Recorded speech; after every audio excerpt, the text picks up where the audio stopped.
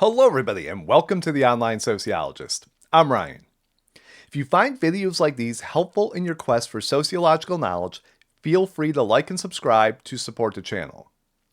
Now, just a quick note before we begin. This video deals with the topic of suicide. If this is something that you're not in a place to explore right now, I completely understand.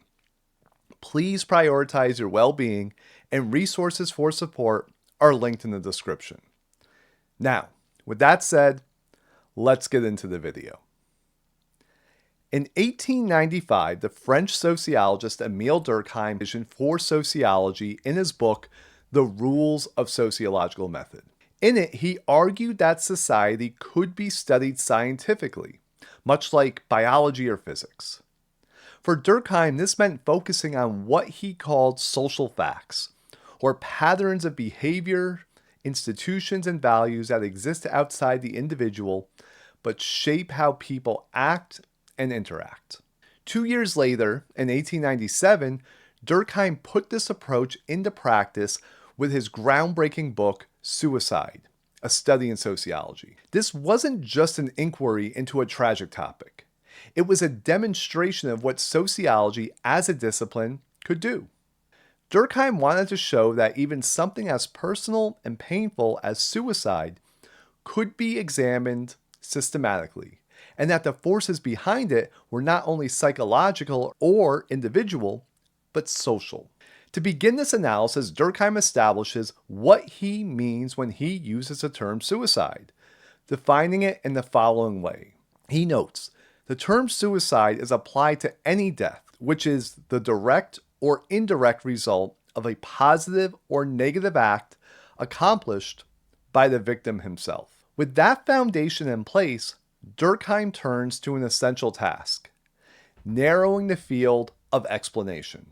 Before offering a sociological account of suicide, he starts by considering the most common explanations that fall outside the social world. He refers to these as extrasocial causes. These include things like biological factors, climate, geography, or individual psychology. Just any influence that might appear to explain differences in suicide rates without referring to social life. Now, Durkheim doesn't dismiss these ideas without consideration. Instead, he examines them carefully, drawing from the medical and psychiatric literature of his time, as well as demographic and statistical data.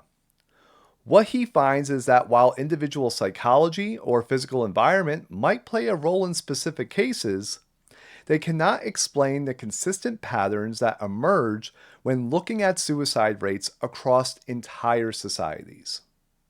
What stands out in the data is that suicide rates are remarkably stable within a given society, even across decades, and yet vary significantly between different societies. For Durkheim, that kind of regularity cannot be explained by individual circumstances alone. It suggests that the presence of social forces that influence behavior on a collective level. In this way, suicide becomes more than a personal act. Instead, it becomes what he calls a social fact. After ruling out these extrasocial causes, Durkheim turns his attention to the truly sociological causes of suicide. He argues that the suicide rate is shaped by two key dimensions that shape human behavior overall, and that is integration and regulation. Integration refers to the degree to which individuals feel connected to the groups, institutions, and collective identities that surround them. Regulation, on the other hand, refers to the extent to which societies impose rules, norms, and expectations that give shape and limits to individual desires. When these forces become imbalanced, either as being too weak or too strong, Durkheim argues that the risk of suicide increases. From this framework, he identifies 4 distinct types of suicide: egoistic, altruistic, anomic, and fatalistic. The first type of suicide that Durkheim identifies is egoistic suicide. This occurs when the level of social integration is too low. It's when individuals are insufficiently connected to others and feel detached from the larger, moral community around them. Let's take a step back here and explain this a little more. For Durkheim, human beings are not purely autonomous agents.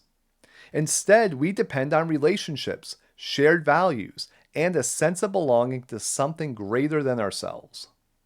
When those connections weaken, life begins to feel meaningless or even overwhelming. Now, this isn't just an abstract claim, but instead a pattern that he traces across the data. Suicide rates, Durkheim observes, tend to rise where social integration is weak. For example, rates are consistently higher among unmarried people than those who are married, especially in society where family plays a strong integrative role. Now, the same is true for people without children, or those who are not involved in religious communities.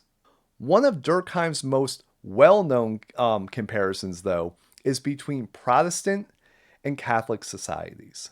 He notes that Protestant majority regions had higher suicide rates than Catholic ones, and he attributes this difference in collective life. So Catholicism, as he sees it, emphasizes things like ritual, confession, and a strong sense of community. Protestantism, on the other hand, promotes individual interpretation and a more private form of religious experience. For Durkheim, this greater individualism comes at a cost. Less integration, less support, and a greater risk of egoistic suicide. And it's important to note that egoistic suicide isn't just about being physically isolated. It's about being morally and emotionally disconnected while feeling cut off from the collective values that help people endure difficulty and structure their lives and also find meaning in their suffering. And this concept remains strikingly relevant today. Discussions around rates of loneliness, especially in industrialized societies, often echo Durkheim's concerns here. Now, while the causes are different, the structure is similar. When individuals are no longer deeply integrated into families, religious groups, or community networks, they may be more vulnerable, not just emotionally, but existentially. For Durkheim, the risk lies not in simply being alone, but in being unanchored. But integration isn't only dangerous when it's too weak. Durkheim argues that it can become equally dangerous when it's too strong. If egoistic suicide results from detachment, altruistic suicide emerges from overattachment, or when the individual is so deeply embedded in a collective identity that they no longer see their own life as separate from it. In these cases, the individual's sense of self is almost entirely absorbed by the group. The boundary between personal interest and collective obligation dissolves. Life becomes valuable only insofar as it serves a higher cause, and death becomes acceptable, even necessary, if it fills that purpose. Now, Durkheim draws his examples from traditional and highly regulated societies. One case is that of the soldier who willingly sacrifices himself in a war, not just for strategic reasons, but out of a sense of honor or duty.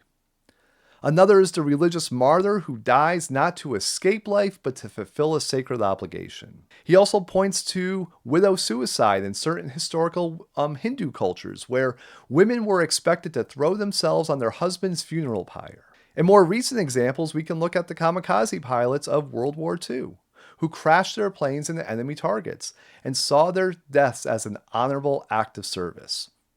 Or suicide bombers, driven by political or religious ideologies who believe that they are sacrificing themselves for a greater cause. In all of these examples, suicide is not driven by isolation or suffering, but instead by loyalty, devotion, and submission to group norms. The individual is not detached from society, but deeply immersed in it, so much so that personal survival becomes secondary to the goals or values of the collective. But not all suicide occurs because of how tightly or loosely individuals are integrated into society. Durkheim argues that suicide can also result from changes in how societies regulate individual behavior. And this leads to the third type of suicide, which he calls Anomic suicide. Now, regulation refers to the moral rules, expectations, and boundaries that shape what individuals see as appropriate, reasonable, or achievable. And when those rules are in place, people understand what is expected of them, and their goals are shaped by social norms.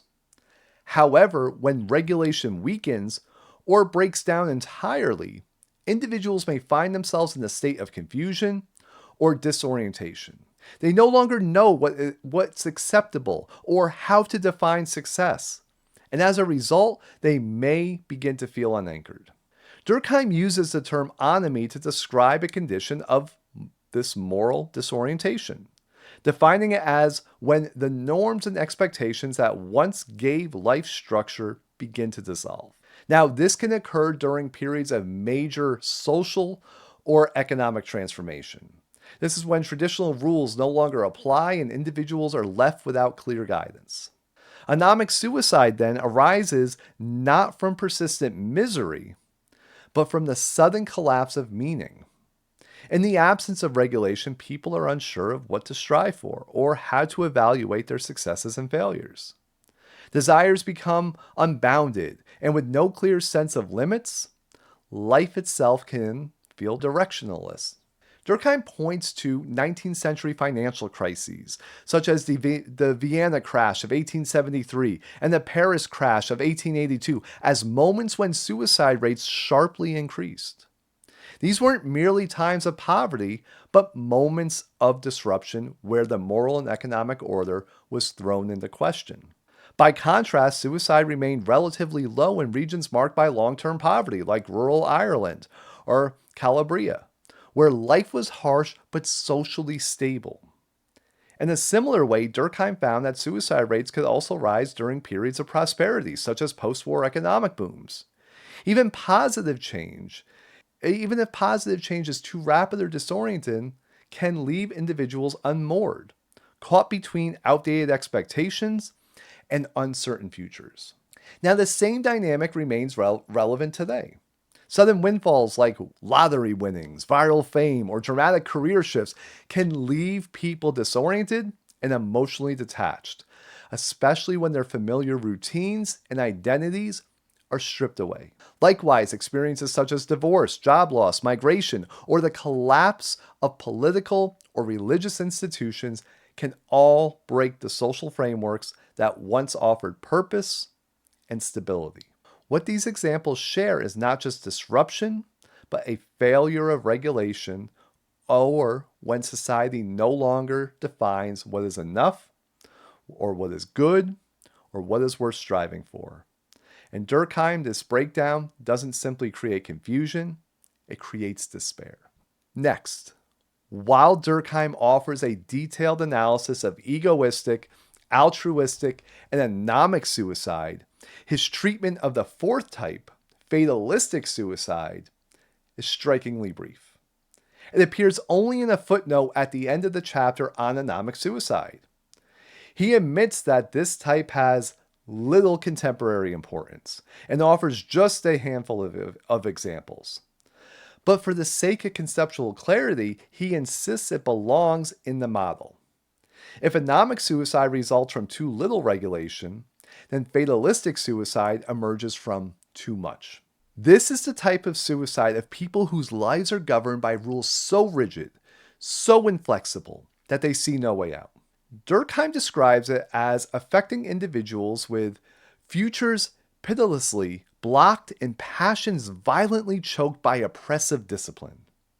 He mentions young husbands locked into unhappy marriages, women denied motherhood but forced to remain in constrained domestic roles, and even slaves whose lives are defined by total submission and the absence of autonomy. Today, we might see fatalistic suicide in the lives of those in high security prisons, facing decades of confinement with no meaningful contact or possibility of release. We might see it in the victims of domestic abuse, where every movement is monitored and punished, or in workers trapped in exploitive labor systems, where economic survival depends on total compliance.